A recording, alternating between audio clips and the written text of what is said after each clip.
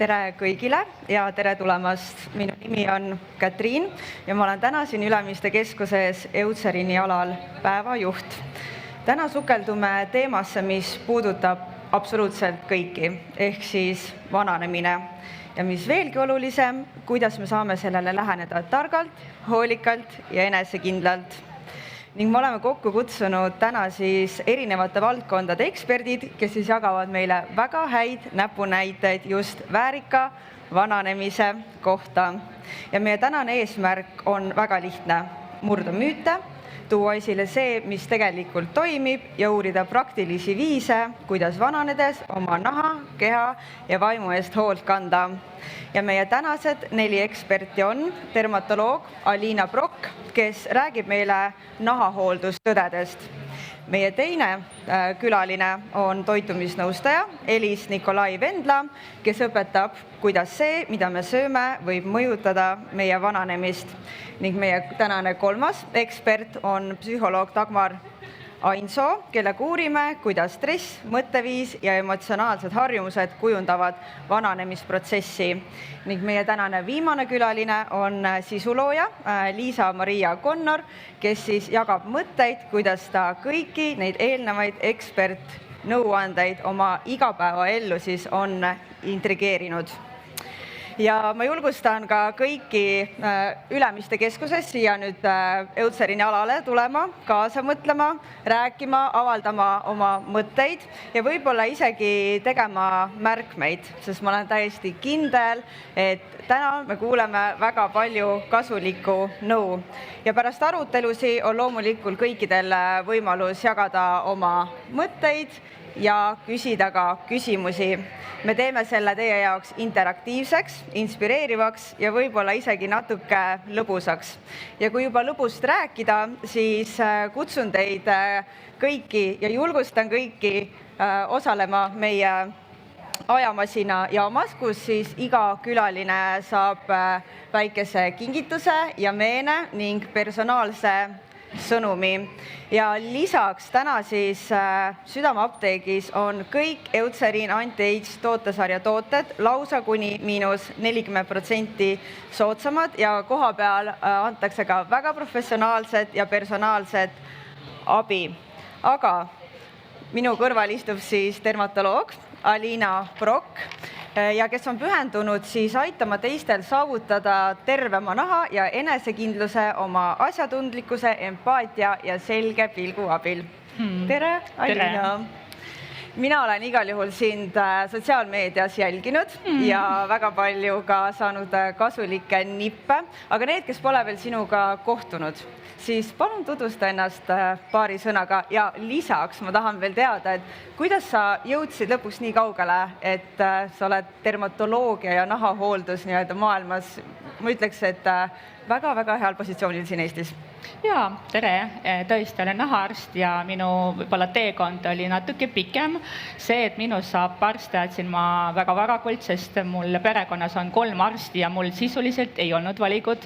Aga nahahaigused alguses olid minu jaoks välistatud, sest mu vanem oli nahaarst.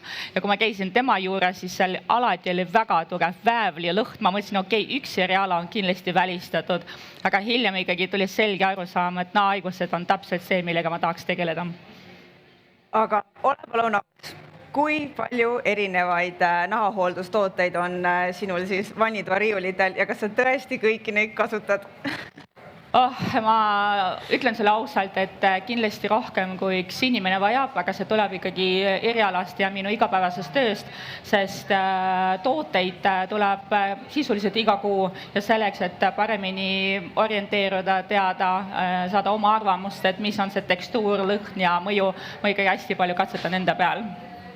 Mis on aga suurim viga, mida inimesed teevad, kui nad esimest korda oma naha eest hakkavad nii-öelda siis põhjalikult hoolt kandma? Eriti, kui me mõtleme just nii-öelda siis naha vananemise suhtes. Tead, ma ütlen, kui inimesed teevad vigu, siis see ei ole probleem, et pigem mind teeb kurvaks, et naised vanusest 45 tihti mõtlevad, et minu rong on juba läinud, et pigem ostavad mingi kõige odavama toidupoe kreemi ja siis investeerivad raha mingi, ma ei tea, lillepottidesse ja jaemööbli sisse, aga tegelikult iga naine on seda väärt, et oma naha eest ikkagi hoolitseda. Nii et julgustan, alustage, et midagi väga valesti ei saa minna, et esimene samm on kindlasti keerulisem, aga küll te leiate oma nahahoolduste skeemi ja parimad toodet, mis just teile sobivad. Aga ole nüüd palun aus, kas kallis tähendab alati paremat?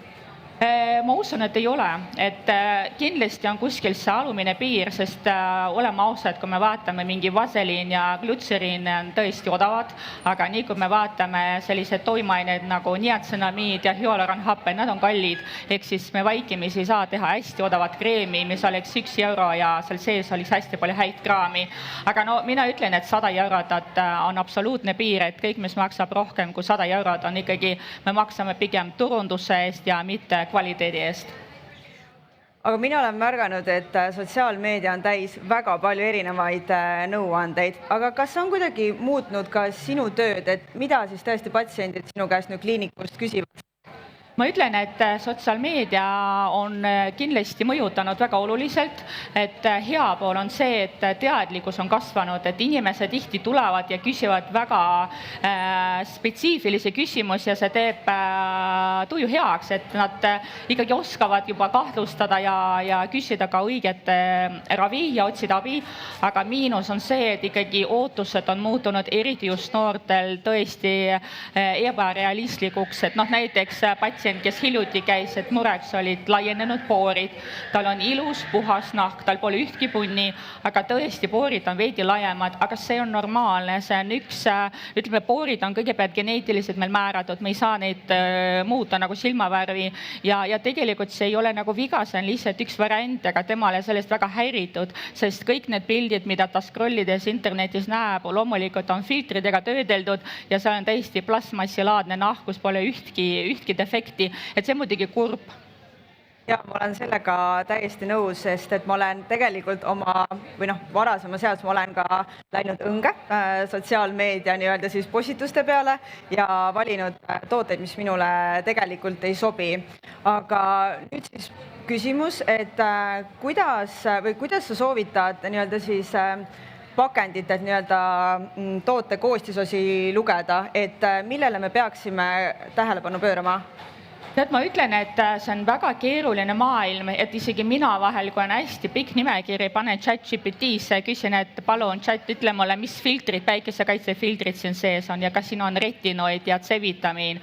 Aga võib-olla, mis on oluline nende jaoks, kes praegu alles mõtlevad, et kas ma alustan ja mida ma pean otsima, ma tooks võib-olla esile 3 toimeainet, mis on vananeva naha, küpse naha jaoks on ikkagi tõesti nagu must have, et number 1 on päikesekaitse, et see endiselt on kuskil see, et suvel natuke jumet ikkagi võiks olla, kui me tahame ilusat tervet nahka, kui me laseme nahal päevitada, minna punaseks, siis me ei saa oodata, et meie nahk on ilus ja terve, see on kortsudega, see on laigudega, nii et päikesekaitse suvel on absoluutselt kindel nagu reegel.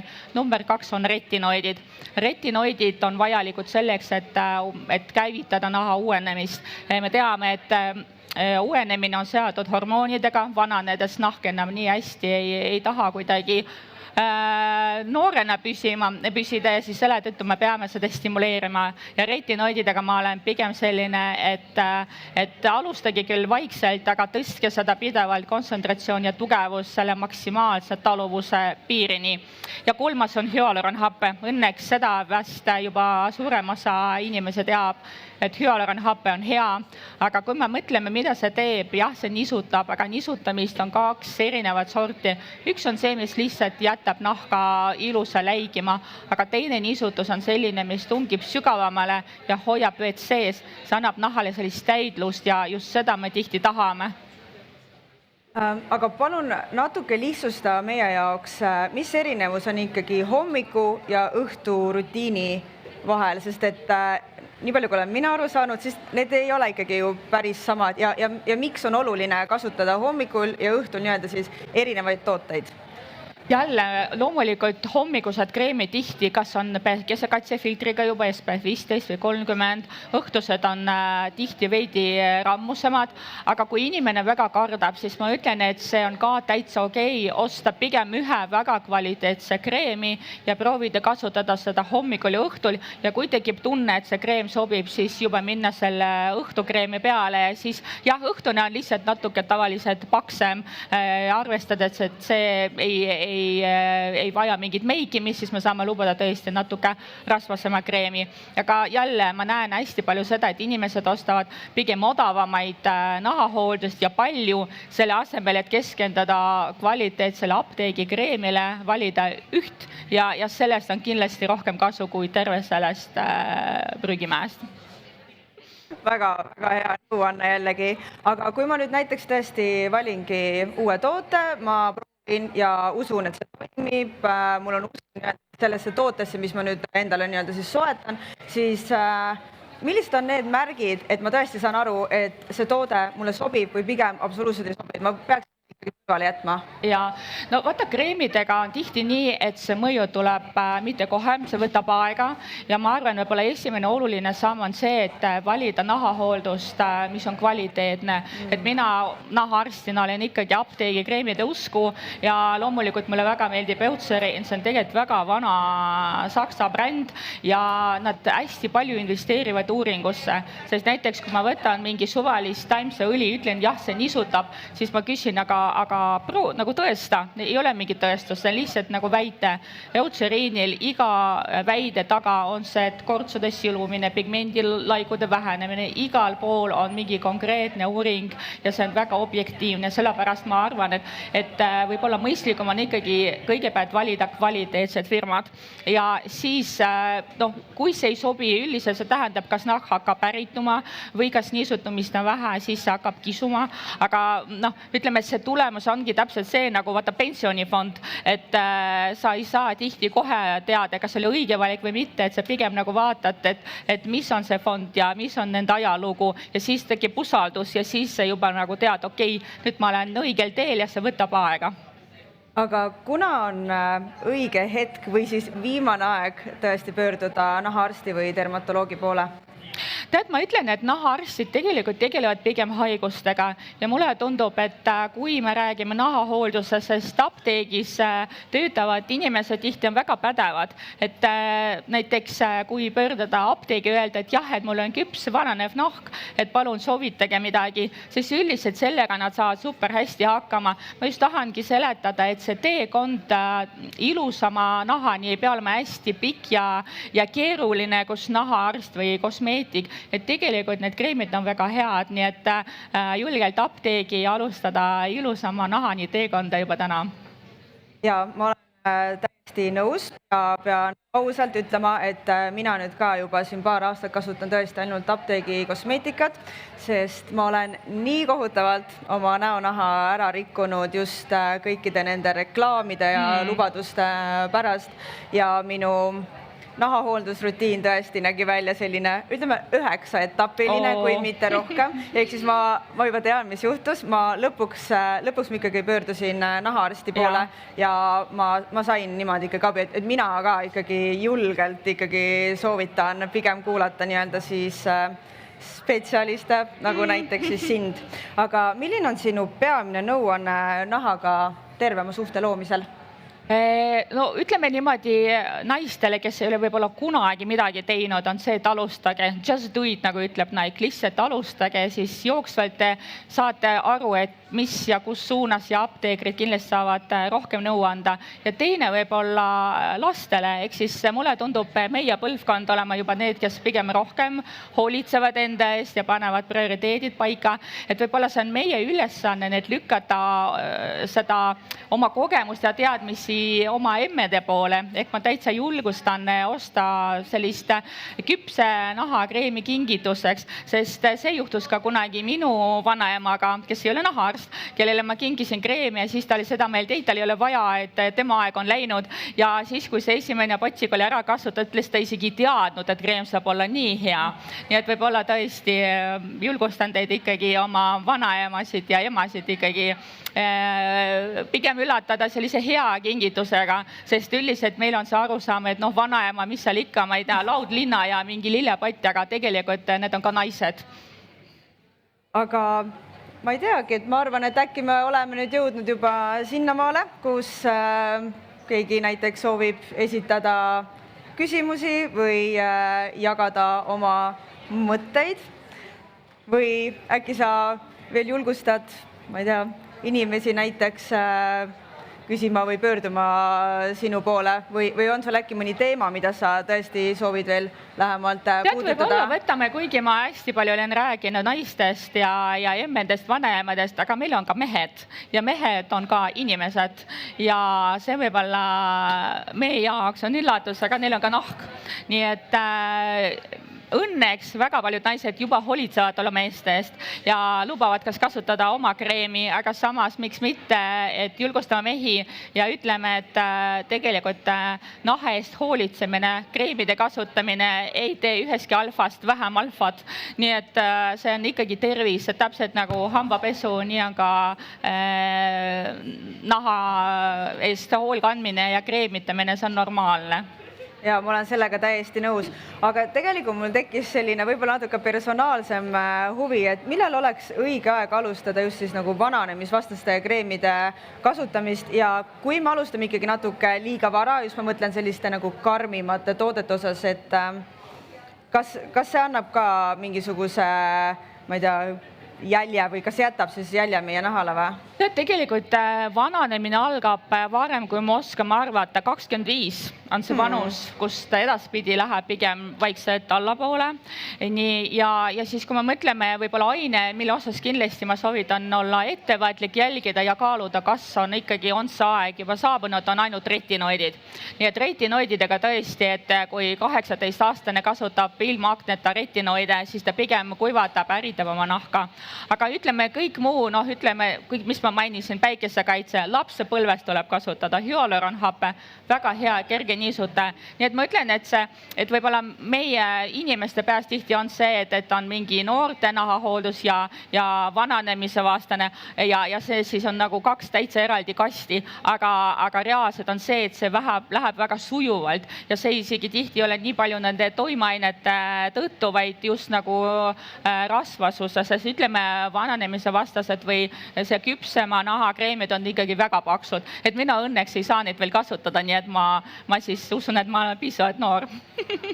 Ja ma olen täiesti nõus sinuga. Ja võib-olla siia veel üks selline mõte, et tegelikult ju meie näonahk, jah, ta küll lõpeb nii-öelda siit selle lõuajoonest, aga tegelikult meie esimesed vananemismärgid ikkagi algavad ju kaelast, dekoltee ja mis on meil ikkagi 24/7 põhimõtteliselt nii-öelda siis vabad ja päikese käes on ju meie käed, et ka kätest on väga hästi just nii-öelda aru saada inimese vanusest. Mul oli piinlik, et ma ise ei tulnud selle peale, sest tegelikult seda ma näen väga tihti, kui tulevad naised sünnimärgide kontrolli, siis nad võtavad riidest lahti ja siis see generatsioon, kes omal ajal ikkagi hoolitses naha eest, et neil ikkagi nii selgelt näha, kuidas jookseb piir, et nägu oleks täitsa eraldi kehast võetud ja kael on juba hoopis teise nahakvaliteediga, korts on pigmentlaikudega ja nii edasi. Et ikkagi see, et kõrvad vajavad hooldust ja kael ja dekolte ja käed, see on väga õige. Aitäh, et sa tõid seda esile. Ja lisaks, mis ma veel tahaksin nii-öelda siis esile tõsta, et väga palju tõesti me räägimegi näonaha hooldusest, jah, me räägime ka päikesekaitse olulisusest, aga lisaks ju tegelikult nahk on kõige suurem organ ja ma usun, et tuleks ikkagi niisutada ja hoolitseda pealaest alatallani enda ja oma naha eest. Nagu nahaarstid ütlevad, on selline populaarne motto, et you've got only one skin, take care of it. Et tegelikult meil on üks nahk, et me saame kardinad küll ära pleikitada, välja vahetada, aga see nahk jääb meiega ja siis elu lõpuni. Aga aitäh sulle, Aliina, oma teadmiste ja kogemuste jagamiste eest. Mina igal juhul sain küll siit nüüd väga palju kasulikku informatsiooni ja ma kindlasti vaatan oma nahahooldustoodete riiuli nüüd natuke pisut siis sellise põhjalikuma ja teadlikuma pilguga üle. Ja me teeme nüüd väikese pausi. Me tuleme tagasi 10 minuti pärast, et kuulata, kuidas toitumine mõjutab vananemist ja kuidas teha tarku toitumisvalikuid.